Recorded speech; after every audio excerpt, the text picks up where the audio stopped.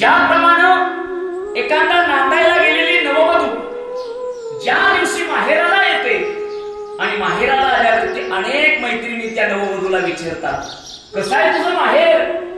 आणि त्यावेळेस ती नववधू प्रश्नाचं उत्तर देते की माझं माहेर म्हणजे जणू गोकुळच आहे. बरोबर. मग कोण असतो तुझ्या माहेरामध्ये? कसे तुझे सासू, कसा आहे तुझा सासरा? त्यावेळेस ती नववधू उत्तर देते, माझा सासरा म्हणजे भगवान शिवाचा अवतार आहे आणि माझी सासू म्हणजे पार्वती सारखी आहे. ठीक आहे, अजून कोण असतं? म्हणे माझ्या सासरामध्ये माझा दीर आहे. बरं. अजून कोण असतं? तुझ्या सासरामध्ये नणंद. ज्यावेळेस नंदेचा शब्द ते ऐकते त्यावेळेस तिच्या कपाळावरती आठ्या पडतात. मग प्रश्न केला जातो, कसे म्हणजे तुझी नणंद?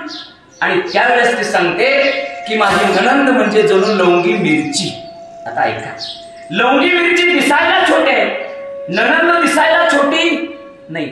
लवंगी मिरची आकारानं लहान, नणंद आकारानं लहान नाही. लवंगी मिरची हिरवी असते, नणंद हिरवी नसते.